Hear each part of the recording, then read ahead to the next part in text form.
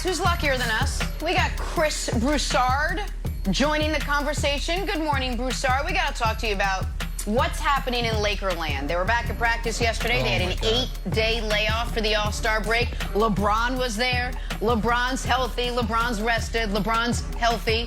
Same can't be said for everyone on that team. Bron asked about the state of this roster with that trade deadline quickly approaching. Here's what he had to say. Listen. I love what we have. And obviously we've had some injuries, with the big one being the big B-Day of my brother today in AD. That's the biggest injury. But, you know, from there on, you know, we've had some other, you know, things as well. But, you know, I believe when we're whole and we're full, we can compete with anyone in the world. All right, Broussard, is LeBron right? Does the Laker team have enough to win a title, as is? Look at those shorts. Jenna, I know Brandon Marshall wants me to jump all over the Lakers and go back to the Clippers and all that. But look, LeBron is right. LeBron should feel confident. I like the attitude because he knows, look, they're coming off a championship. They've got two of the best 5, 6 players in the world. They have the #1 defense in the league, and that's without their best defender, Anthony Davis, missing significant time. So LeBron should feel confident. I like that he's spreading that into the atmosphere, and his teammates should feed off of that. Anthony Davis said the other day, he and LeBron talk all the time. I'm sure LeBron is in his ear, like, not only we need you to rest up until you're 100% physically and you can come back because we're going to need you at the top of your game, but also mentally. He's got to be getting in AD's ear about his putting on his game face and bringing his A game. Because, look, the AD we saw over the first half of the season is not enough because AD was averaging 22 points a game. The Lakers are 18th in the league in offensive rating.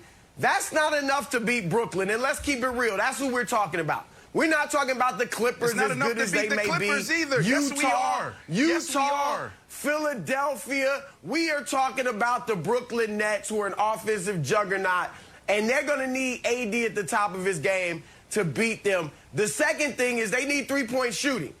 And Wes Matthews not giving them the stroke that they thought he would. He's shooting 33% from three. He was a 38% career shooter. Dennis Schroeder shot, I think, 38% last year, down to 31% this year. They're 25th in the league in three-point shots, attempts, and percentage. So they got to get better from the three-point line as well. They've got enough, Jenna, but they should be scouring the trade market. Everybody's talking about Andre Drummond and LaMarcus Aldridge as bigs. But like I said, their defense is still #1 in the league without the rim protection of Dwight Howard and JaVale McGee. They need shooting. Go get a J.J. Redick. Go get a Wayne Ellington from Detroit who's shooting 42% from three. They need to shore up themselves around the arc. And then, yeah, if you get an Aldridge or Drummond, so then they don't have enough then. Too. So then they don't. The question is, I'm just saying you always need to improve. That the Lakers have enough to win. No, he said compete with any team in the league. He said compete with anybody in the world. They should feel like they can beat anybody in the world. But yeah, you don't want to talk. Did the Nets feel like they had enough before they got Blake Griffin? But that's not what Jenna asked us. That's not the question. That's not the question. Listen, you don't want to talk about the Clippers. I will talk about the Clippers. Forget the Nets. You got to earn that. You got to make your way to the title game for us to have that conversation. They don't have enough to beat the Suns. They don't have enough to beat the Clippers. Oh, gosh. You got Gasol, who's underwhelming. He's averaging, what, 5 points, less than 5 points? You got Markieff, who was a big part of your success last year, and he's averaging 5 points. AD, that is the X factor. So you can talk about the three-point and how terrible they are at the three right now. We can talk about rim protection, but the biggest X factor is AD. We keep saying, what if, what if, what if? This dude is dealing with a calf and an Achilles. And now he got to come back. He got to get into mid-season form. He has to get his feel back while knowing that he was playing underwhelming and terrible in the first half of the season. So this is a big What if, Nick, they won't get out the West because you got to go through the Suns and you have to go through the Clippers. I'm sorry, but this team has gone from the #1 spot. And when they go into the postseason, they will be at the 5th spot. Just stop with That's the what's Suns. going to happen. We'll give you the Clippers. Stop with the Suns. I'm telling you. All right. I'm right. All right. Hold on. Just wait. I really wish Broussard wouldn't have, and I love Broussard. I wish Broussard wouldn't have talked over you so much at the end there, Brandon, because we were so close to having a perfect clip for mid-June when the Lakers win the West to go viral of Brandon Marshall saying they'll lose to the Suns, can't beat the Clippers, don't worry about the Jazz, but now it's going to be a little muddled. And did I so mention when we make our postseason compilations of the Nobody Believes in Us Lakers 2.0, that clip, Broussard might have saved you from being included in there. So here's the thing, America. I'm old enough to remember all the way back 2.5 months ago when the Lakers were the overwhelming favorites. And the only thing that's changed out West is they've become more of a favorite out West. Because the Jazz, you know who believes in the Jazz? Nobody. Not even the Jazz. That's why they're all in their feelings about being picked last in the All-Star. Like, damn, this could have been our moment, the All-Star game, because it certainly won't be our moment when we lose in round 2 in the playoffs. You know who believes in the Suns? Nobody. You know how I'll know someone believes in the Suns? And I love Chris Paul. Love him. Let's see if Robert Sarver makes a move at the deadline. Let's see if the Suns believe in themselves enough to say, you know what? Hey, DeAndre Ayton might be available for a star right now. Let's see if they try to go all in, since they've got a 36-year-old point guard, Devin Booker, a superstar, or if they know they can't win. And the Clippers, I don't know if you guys have been watching the Clippers. 2 things happen in Clipper games. They blow their opponent out, or they're in a close game and they faint and fall all over themselves down the stretch. What does that remind me of? Oh, wait, last year. So the West, they're actually better positioned for, and they have a better overall roster than last year. And Broussard can say this is all about the Nets. The Nets got to get there. The Nets do have to get there, and the Nets are going to have to get past Milwaukee, and they're going to have to get past Philly. And if they do get there, what you're going to have facing in front of you is a team with the second best center in basketball against a team who right now plays Jeff Green at center. So good luck with that. I'm excited to watch it happen. So yeah, the LeBron is right, and Wildes, as you know, if he didn't think the Lakers had enough, he would say it. He has historically said if he thought a team needed to make a move, he's not saying that. And so we know it's not just political, because he has said in the past if a team needs a playmaker or needs more, he's not saying it because he knows this is the best team in the NBA, Wildes. Bring me Mozgov. I need a big guy. I want Mozgov. Yeah. Here's the thing, Broussard. Yeah.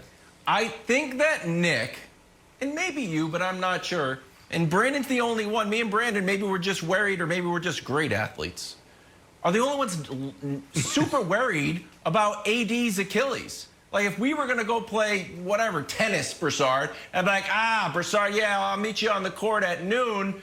My Achilles is acting up, but, you know, I'll be fine. You'd be like, Wildes, no, buddy, just relax. I want you to be 100%. Right. Don't do anything. Speaking of Achilles, when we look at the buyout market, the person that we're looking at, he's actually released. What do you think about Boogie as far as, like, he's not getting a lot of attention? We've heard Whiteside, I heard Drummond, heard JaVale, but that's a weird machination to get him back to the Lakers. LaMarcus Aldridge will say, do you feel like Boogie should be an insurance policy since Marc Gasol is obviously not working out? I'm suffering a little bit of brain fog from, I'm still reeling from Brandon saying the Suns are actually contenders to win the West. I'm sorry. Let me gather my senses together. Boogie Cousins, no. Boogie Cousins, no. I wouldn't even bring it, unless you just want to have him in the locker room. Tucker's He's a good guy. He got along with LeBron, all that. PJ Tucker would help. Andre Drummond would help.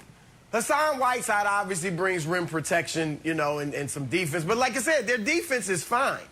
What they need is better shooting at the three-point arc. I'm not saying don't get a big. LaMarcus Aldridge is interesting because for his career, he's been known as a great mid-range shooter, and that's what he still is. But he's extended his range to the three-point line, shooting 36% from there this year, and he's actually putting up about 4 a game. So I think Aldridge could help them. And if I'm LaMarcus Aldridge, I'm actually looking at the Lakers. I mean, above everybody else. I assume he wants to win a championship. It's not about going somewhere and putting up numbers, so that could be something for the Lakers. But I'm out on Boogie. He's not going to be a game changer anymore. Brutal.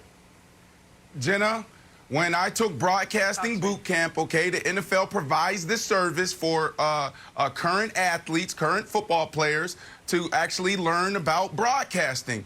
And the first thing they teach you is answer the question. And the question is LeBron right that the Lakers have enough to win a title? LeBron said they do. Everybody else is up here, well, you know, I got Chris up here talking about, well, they need to add Aldridge. Go get J.J. Redick. They need to shoot. So here's the answer. Look, they aren't good enough, guys. Even if AD comes back, he needs to first get in shape, and then he needs to be better than what he was. The guys that you have on that team, they're underwhelming. They're not playing well. Gasol, Markieff Morris. Like, Dennis is giving you 15, but is that enough to beat the Suns, Chris? Is that enough to beat the Clippers? I don't think it is, man. And then you're talking about going against the Nets. No chance. They've got, okay, because first of all, it is because they have LeBron James. Second of all, luckily for them, the playoffs start in 3 months. So I think Anthony Davis is going to be back. But we don't have enough time to deep dive into this. But just a little thought exercise for my fellow panelists and for the audience to marinate on. Let's think about the teams that Vegas says are the 4 most likely to win the title. The Lakers, the Nets, the Sixers, and the Clippers. And let's think about the injury concerns for all 4 of those teams. The Lakers' second best player, Anthony Davis, is out with an injury. The Nets' best player, Kevin Durant, has played 20 games in 675 days and is still dealing with a hamstring. The Sixers' best player, Joel Embiid, has never played a full season. And the Clippers' best player, Kawhi Leonard, has not finished a year looking fully healthy in 5 years. So the thought exercise is this.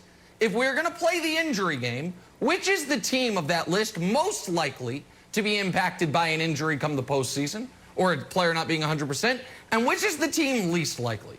Because I would posit the team least likely is the Lakers, and the team most likely is Brandon's beloved Nets, with the Clippers and the Sixers slotted in between.